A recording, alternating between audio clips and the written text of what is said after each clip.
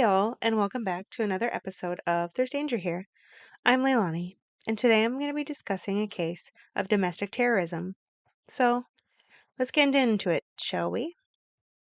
Timothy James McVeigh was born on April 23rd, 1968, to parents Noreen, Mildred, or Mickey Hill, and William McVeigh in Lockport, New York.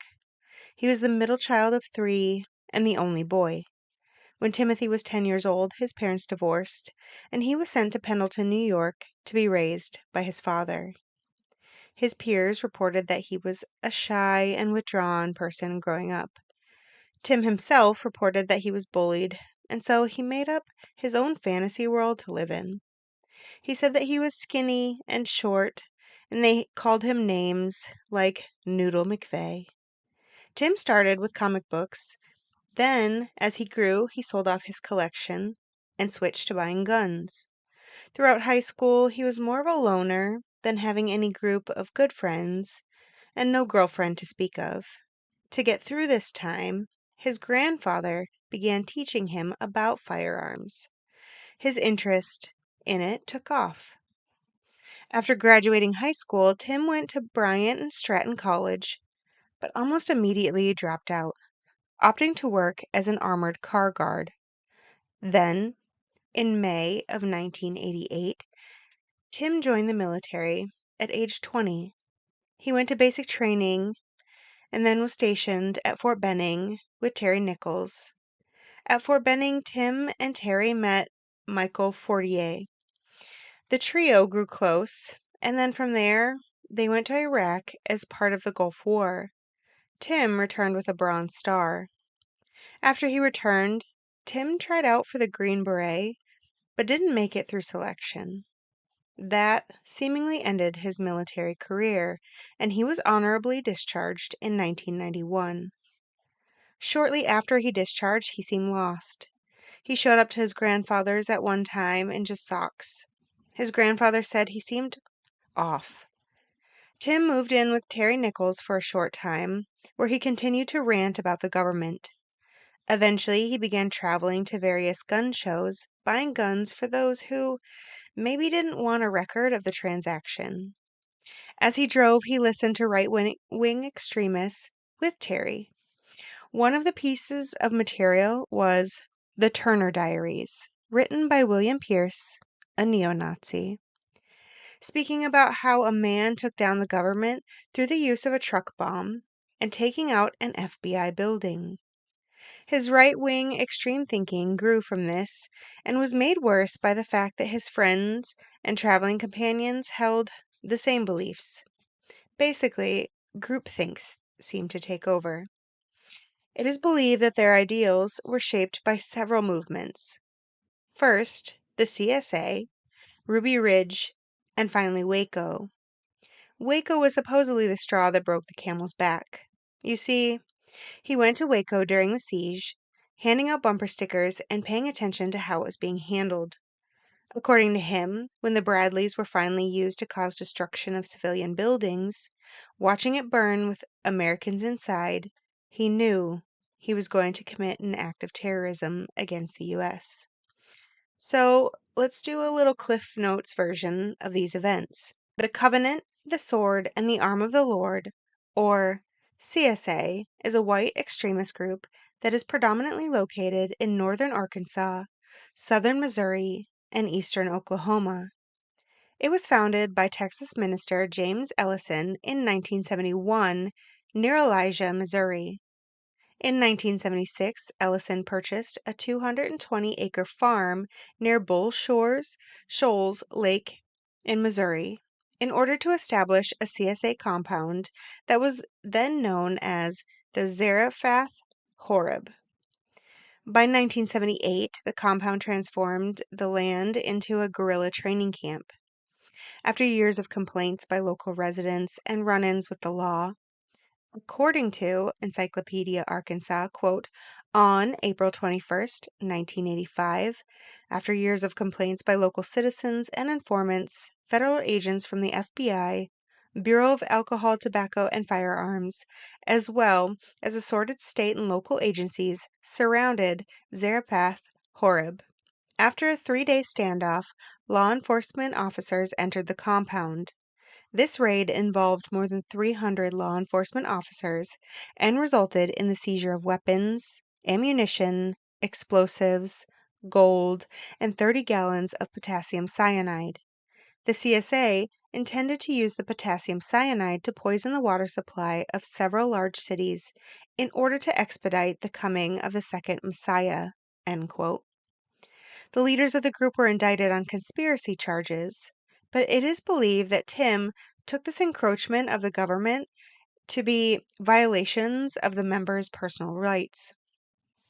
Ruby Ridge. Randy Weaver, a white separatist, along with his wife Vicky, 14-year-old son Sammy, and a friend Kevin Harris, were staying at an isolated cabin in Ruby Ridge, Idaho. Randy had been known to stockpile guns and had attended several known white supremacist venues, though continued to state that he was not a member, but was there for the guns. The ATF got involved, and during an exchange, a shotgun that was a quarter-inch too short to be legal was moved between the parties. This caused many people to believe that it was to make Randy a patsy. The ATF attempted to force Randy to become an informant, and when he subsequently missed trial, a bench warrant went out. The ATF immediately went after Randy at the cabin in Ruby Ridge. During the ensuing standoff, an ATF agent was killed, along with Randy's wife Vicky and his 14-year-old son Sammy, who was shot in the back. Again, this was seen as a violation against personal rights. Now, Waco. The Branch Davidians were founded by Ben Roden in 1959 as an offshoot of the Davidian Seventh-day Adventist Church. By the mid-1980s, a power struggle over the group was resolved, and David Koresh took over. David Koresh took on child brides while maintaining a gun retail shop. They lived on a compound and were known to stock guns and ammunition. The ATF believed they were doing this illegally, and so on February 28, 1993, they got involved. David would not give up his people or himself. In the initial raid, more than 70 ATF agents went to the complex, resulting in a 2-hour battle in which 4 federal agents were killed and more than a dozen were injured, along with 6 Branch Davidians. The standoff lasted until April 19, 1993, and again, this is when a Bradley was used to create holes in the main building. They used flashbangs and tear gas, and as a result, a fire began in the building. The building burned violently, and in the end, 80 people were killed, including 27 children. Tim, again, had been in the area to show support for the Branch Davidians, reporting being profoundly changed after witnessing the inferno causing devastation to so many civilians. Now, let's move on to the second party really quickly. Terry Nichols was born on April 1st, 1955 in Lapeer, Michigan, to parents Joyce and Robert Nichols.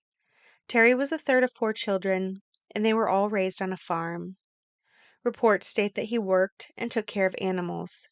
Terry was also a shy kid all through high school, attending Lapeer High School, though he did play football, wrestled, and was part of the ski club. After graduating, Terry went to Central Michigan University, lasting approximately 1 term. Then, in 1974, a farming accident caused burns to his brother Leslie, who was running the farm. Terry returned to the farm but had a hard time getting along with the family and proceeded to leave again. In 1976, Terry moved to Colorado and worked in real estate, but his mother called and stated that he needed to come home once again to help with the family farm. He complied. In 1980, Terry met a woman named Lana Walsh.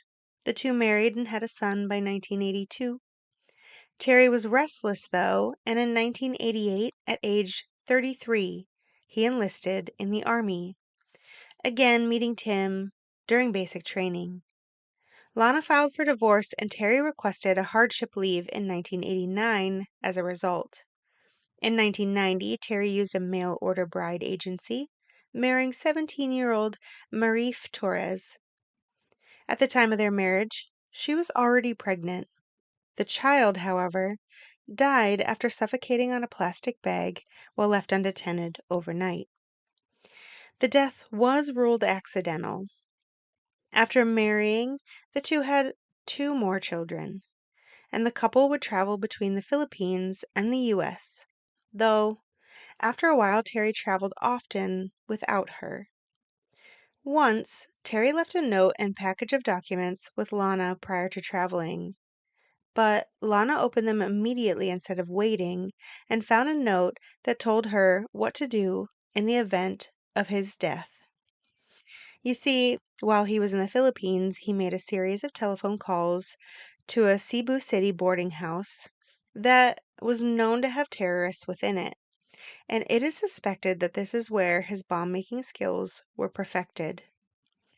Once Terry was arrested following the bombing that we're going to talk about, his wife did file for divorce, and Marif returned to the Philippines with the children when it was finalized. Now, let's move on to the day in question.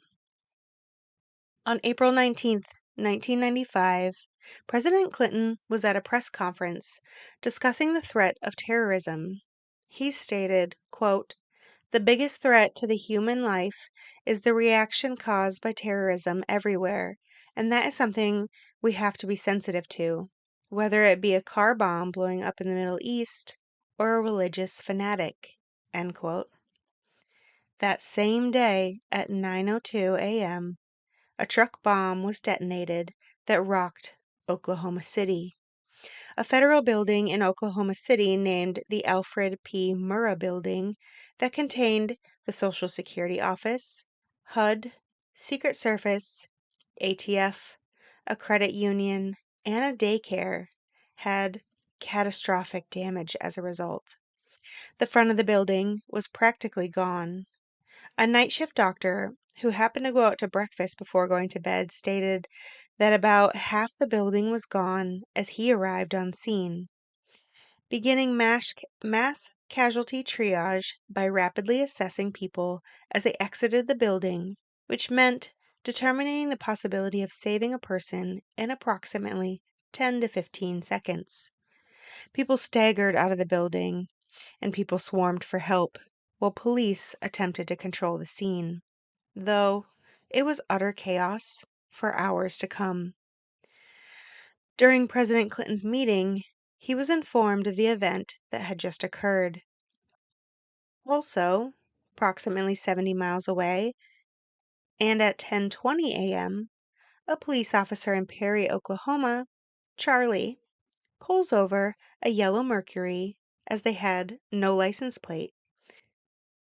He said that after pulling over the vehicle, he called out to the driver to exit.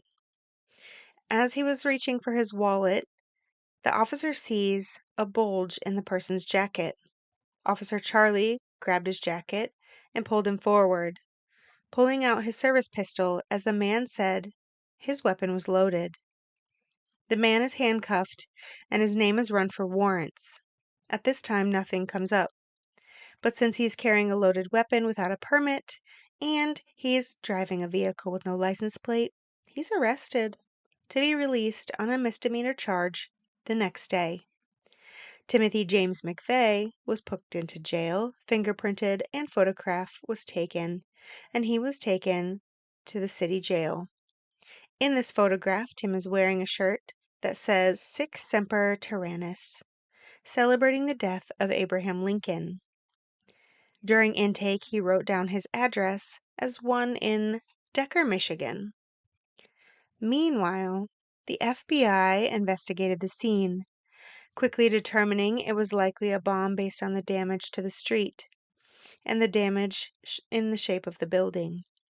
Tips came in that it was 2 Muslim men in a brown car, and people start coming out of the woodwork to talk about the Muslims being seen in and around the time of the bombing.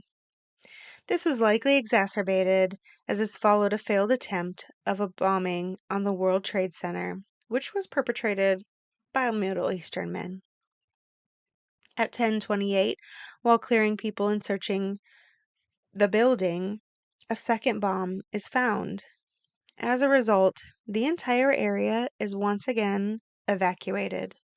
As the device was brought down, it's found to be a training device that was used by the ATF that was being prepared to be used in a sting operation. While it wasted precious time in saving people, it was necessary to be safe in such an unknown environment. Meanwhile, within hours of the explosion, reporters start to put together the pieces of the date of the bombing. As I said, it occurred on April 19th, on the 2-year anniversary of Waco. During his traveling, Timothy McVeigh also uses the same date as his birthday as a tribute to Waco and those involved in the siege. The investigation continued, as did the life-saving measures, and this is when an axle is found away from the site. As soon as it's found, investigators knew this was a truck bombing. They were able to get the VIN number and immediately obtained information on it. It was determined to have come from a Ryder rental truck from Elliott's Body Shop in Junction City, Kansas. A local FBI agent is dispatched and sent to get information on the renter, which is noted to be signed as Robert Kling with a birthday of April 19th, 1970. From Decker, Michigan. 2 days prior to the bombing, a sketch artist was sent out via plane to arrive the next day. By 7 a.m., 3 witnesses from the body shop were interviewed, and sketches of 2 white males that were the renters of the truck were created. The mechanic at the body shop gave the best description of the man who rented the truck, which was then used by officers who went around the local area to ask if anyone had seen either of the 2 men. Finally, they make it to Dreamland Hotel, where the owner reported that a Timothy McVeigh had a Ryder truck.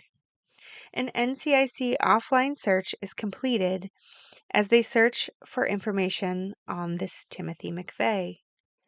Meanwhile, back in Perry, Oklahoma the next day, the jailhouse worker is attempting to get Timothy a court hearing in order to release him, unaware that his name was coming up in Kansas at this time.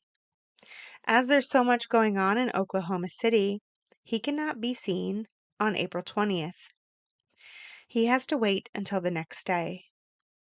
On April 21st, the NCIC finally spits out that Timothy was arrested in Perry hours after the bombing. Officer Charlie gets a call asking if they still have Timothy in custody, as he's a suspect for the Oklahoma City bombing. Officer Charlie said that he was sitting in front of a judge as they spoke on the phone, later stating that it was about 35 to 45 minutes from getting out. The FBI manages to get to the courthouse, and they take over custody immediately. At the same time, the address in Decker, Michigan, brings a lead for the second sketched man. They raid the house to find that it's owned by the Nickel brothers. One of them, Terry Nichols, was a known associate of Timothy. The 2 again were in the same unit in the military, and Terry is found to be living with his wife and child in Harrington, Missouri. Local agents there are also sent out. They watch the house until Terry, his wife, and child come out of the house and get into a truck. Terry drove past his house and straight to police, turning himself in. From there, he was flown to an FBI office, and he was interviewed for over 10 hours. During the interview, Terry makes mention of knowing just as much or more about bombs than Timothy would. And back at the house, agents search, finding 5 rolls of blasting caps, a receipt for 2,000 pounds of ammonium nitrate, and a prepaid calling card. The calling card given from the Spotlight, a right-wing group. Timothy's father's interviewed, and when asked who he might do something big with, he reports Terry Nichols and Michael Fortier. Michael Fortier is living in Kingman, Arizona. At this time, Michael refuses to speak on the issue, claiming Tim was innocent. But the calling card found at Terry's linked to Michael. It was shown when and where it was used and what was picked up, makings of the bombings used in Oklahoma City. But the FBI needed the full picture, and so they made an immunity deal with Michael. And after that, he began talking about how he went to Oklahoma City, where Timothy showed him where the bomb was going, that Timothy used soup cans to sketch out the bomb and other details about the bombing itself. During his time in jail, Tim spoke with 2 reporters exclusively. The duo ended up with over 60 hours of taped interviews. Much of that was used to understand Tim's thinking, his background, and more. During the interview, Tim said he had no remorse for his action. As the dust settled on the carnage, 168 people were killed in the act of domestic terrorism. 19 of them were children. From the investigation, agents found traces of chemicals used in the explosion on Tim's clothes and a business card on which Tim had scribbled, quote, TNT at 5 per stick, need more, end quote. They also learned about his extremist ideologies and his anger over the events at Waco 2 years earlier, which again I discussed briefly. The bombing was quickly solved, but the investigation turned out to be one of the most exhaustive in FBI history. By the time it was over, the Bureau had more than 28,000 interviews, followed by 43,000 investigative leads, amassed 3.5 tons of evidence, and they had to review nearly 1 billion pieces of information, and all of this was before the trials were set to begin. On August 10th, 1995, Timothy McVeigh and Terry Nichols were indicted in the terrorist bombing of Oklahoma City. Michael Fortier was charged with having prior knowledge and was again to testify against the pair as part of his plea deal. In 11 days of testimony, over 90 witnesses were brought to testify during Tim's trial. Tim continued his stance that he really didn't care. And on June 2nd, 1997, the jury finds Tim guilty. During the sentencing phase, the jury recommended the death penalty. As for Terry, attorney Michael Tiger was appointed as his defense. Tiger agreed but stipulated that he would get to pick his own co-counsel, stating, quote, "This is going to be a long ride, and I get to say who's on the boat," end quote. Just before trial, prosecution brought up a deal that the death penalty would be off the table in Oklahoma State as well. Terry said no, and the prosecutor responded, stating, quote, "Mr. Nichols, I'm offering you your life," end quote. To which Terry reportedly said, quote, "Well, it really isn't yours to offer, sir. Now is it?" End quote. Timothy McVeigh's sentence was completed on June 11th, 2001, when he was put to death by lethal injection at the Federal Correctional Complex in Terre Haute, Indiana. His execution occurred just about 6 years after the bombing, and this is relatively unheard of. But the expedition was in part due to his refusal to pursue appeals or stays of execution.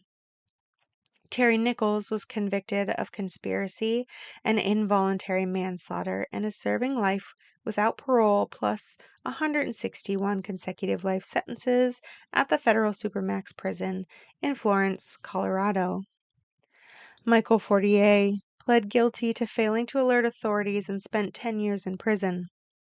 Upon his release, he and his wife went into the Federal Witness Protection Program. What was left of the federal building was torn down about a month after the bombing, and a memorial was built over the rubble. The memorial includes a museum, a reflecting pool, and 168 empty chairs of glass, bronze, and stone with the names of those that were killed. 19 of the chairs are smaller than the others, and this is for each of the children. Gates to the memorial park mark the times 9:01 and 9:03, while the reflecting pond between them is to represent 9:02, the minute of the explosion. A, quote, survivor tree, end quote, which was a gnarled American elm that withstood the blast, still stands on a small hill and shades the memorial. The memorial site is among Oklahoma's most popular destinations. It typically draws more than 500,000 visitors each year, and local schools bus children there to learn about the dangers of political violence. And this was the tragedy of the Oklahoma City bombing. To all those out there listening, be careful. It's a dangerous world we live in.